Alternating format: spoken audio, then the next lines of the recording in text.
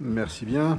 Laurent Deschênes, présenter en quoi l'innovation peut apporter des choses à la gestion du fluvial. Et je pense que vous allez nous parler un peu de capteurs, de mise en réseau, et de suivi d'évolution, de problématiques géotechniques, par exemple. Ouais, merci pour l'introduction. Bonjour à tous. Laurent Deschênes, donc directeur du cluster au milieu au sol. Donc c'est une association là, qui a été créée. Alors je mets le chronomètre comme ça, je ne vais pas dépasser les 10 minutes, parce que je suis bavard. Donc c'est une association qui a été créée en 2015. Alors vous allez voir tous les membres tout à l'heure. Donc justement pour mettre en œuvre les innovations au milieu au sol en Ile-de-France. Donc on est parmi les 400 clusters français et pôles de compétitivité. Alors je ne vais pas vous expliquer comment fonctionne un cluster, donc je vous invite à aller sur le site France Cluster, vous allez voir un petit peu comment fonctionne un cluster. Donc en fait, aujourd'hui, le cluster, il mobilise... c'est bon. Aujourd'hui, c'est un collectif, une association, qui regroupe 705 structures membres depuis sa création, avec les membres fondateurs, je ne vais pas tous les citer non plus, donc qui nous soutiennent à la fois en termes de compétences et de financement. Et ça représente comme 700 experts. Voilà, 700 experts qui sont à la disposition des collectivités en particulier pour leur trouver des solutions innovantes à leurs problèmes. Donc autour de ça, il y a 1500 partenaires qui ne sont pas forcément membres. Donc on a un collectif aujourd'hui avec une bonne parité public-privé. C'est aussi l'objectif pour nous, c'était d'associer à la fois les acteurs privés et publics dans les différents projets. Alors on n'a pas forcément la parité homme-femme, voilà, donc on le voit bien ici dans la salle, mais donc, on voit la parité public-privé. Donc ces acteurs publics, c'est sur les collectivités, les centres de recherche, il y a Lupin qui va présenter Jésus qui va présenter son activité, également des structures associatives, des syndicats qui sont aussi des structures publiques, et effectivement tout un pool d'activités et de structures privées. Donc voilà un petit peu le panachage des compétences. Donc sachez que, voilà, que c'est un outil, voilà, qui est à disposition de toutes les collectivités en particulier. Et on va retrouver dans les entreprises des petites start-up qui se sont récemment créées jusqu'à des grandes entreprises, voilà, qui sont représentées, voilà, dans le monde entier dans le domaine de la gestion de l'eau. Alors ici, dans la salle, il y a beaucoup de membres du cluster. Il y en a peut-être 30% ici présents qui sont dans le cluster. Donc en fait, on a une filière qui s'appelle donc la filière au milieu au sol, qui est en fait centrée sur 3 domaines d'intérêt stratégique, qui sont la gestion de l'eau, alors petit cycle, grand cycle, vous allez vous reconnaître, mais aussi donc, la gestion des sols. Donc, il y a vraiment un pool de compétences sur la gestion des sols, et on l'a vu tout à l'heure que dans la gestion des eaux pluviales, il y a un volet sol qui est très important. Donc on va réfléchir dans ce pool de compétences sur la refonctionnalisation des sols. Donc un sol, ce n'est pas qu'un matériau inerte qui filtre de l'eau, c'est quelque chose, c'est un monde vivant. Donc on travaille beaucoup sur la biodiversité des sols, qui vont augmenter la capacité d'infiltration des sols. Également sur la partie milieu, donc on a parlé de nature en ville tout à l'heure, de biodiversité. Donc on va vraiment travailler en triptyque, de manière à ce que les 3 éléments soient bien associés. En transversal, on va trouver des technologies, des approches aussi originales, mais qui, en couplant les 3, vont donner vraiment des choses innovantes. Donc il y a tout ce qui est le numérique. Donc, on parle de transition écologique et de transition numérique. Donc, transition numérique au sein de la transition numérique. Donc on verra tout à l'heure un exemple, voilà, de la place des capteurs et de la métrologie dans le domaine de la gestion des eaux pluviales. Mais également des approches d'innovation organisationnelle. Donc comment mettre en place l'innovation dans un projet avec des acteurs publics. Donc méthode et partenariat. Et aussi, on parle de modèle économique, on parle beaucoup d'économie circulaire. Donc on a dit plutôt valorisation tout à l'heure de la ressource qui est la ressource eau. Donc certains parleront de l'économie circulaire. Donc on va effectivement travailler sur les modèles économiques qui sont innovants. J'ai pas de micro. Alors le rappel des objectifs de l'innovation. Donc on est vraiment, on a vu, il y a un certain nombre de contraintes. Donc on est vraiment des fois dans des situations qui sont complexes. Donc on va effectivement résoudre cette complexité en apportant toute cette intelligence pour répondre à ces différentes contraintes. Donc souvent, ça va, donc dans la plupart des cas, on va trouver des solutions simples qu'on peut mettre en œuvre facilement, mais dans certains cas, il y a des contraintes trop importantes et on va trouver effectivement des solutions innovantes.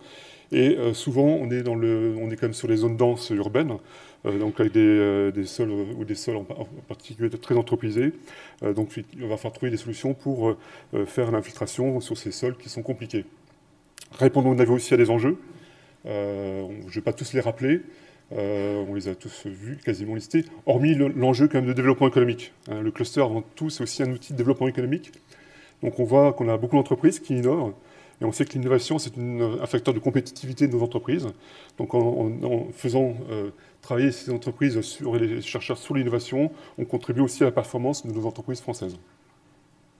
Donc il y a cet enjeu aussi que je rajoute. Là, c'est un enjeu de plus qu'on va rajouter. Bien sûr, il y a la gestion des risques, réduire et maîtriser les risques. Les risques à la fois techniques, inondations, sur les sols, on a beaucoup de risques, effectivement, en Île-de-France, donc il va falloir effectivement pouvoir les gérer, ils sont gérables avec l'innovation, et aussi gérer les dépenses d'investissement, et aussi voir maîtriser les budgets de fonctionnement.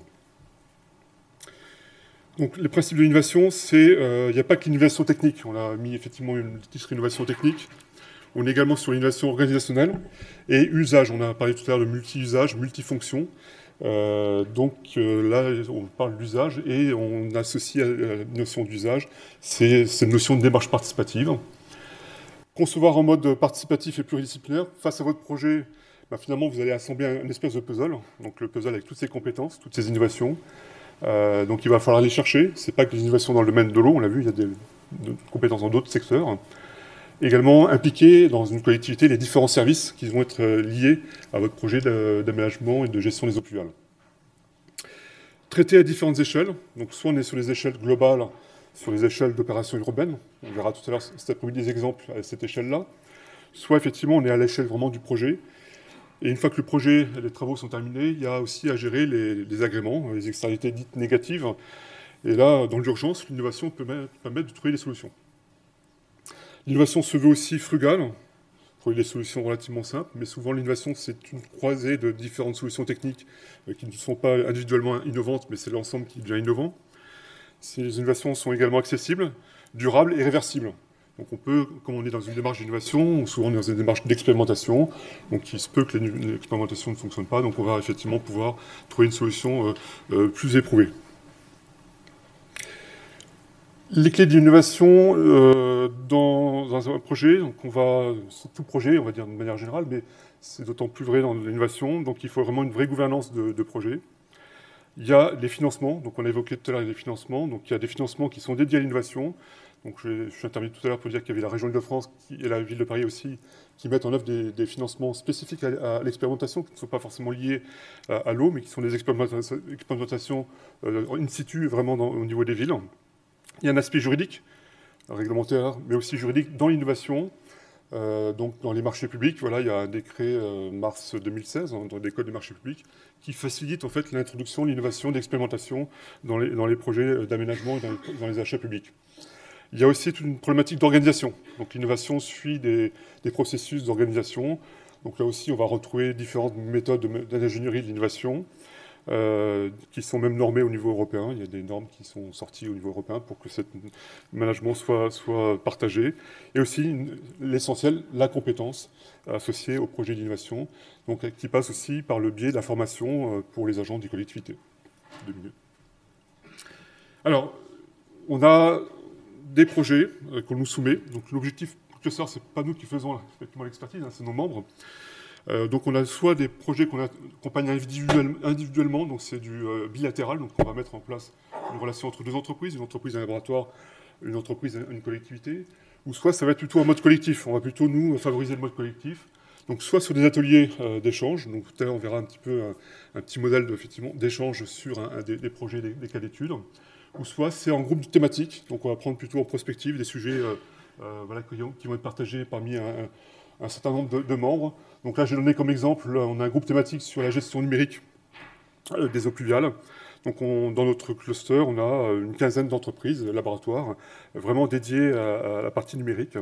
Donc chacun amenant une petite brique par rapport à la gestion des flux des eaux pluviales. Donc on s'est regroupé et on a ressorti 80 solutions voilà, qui peuvent être mises en œuvre sur cette chaîne numérique qui va suivre le flux de la gestion des eaux pluviales.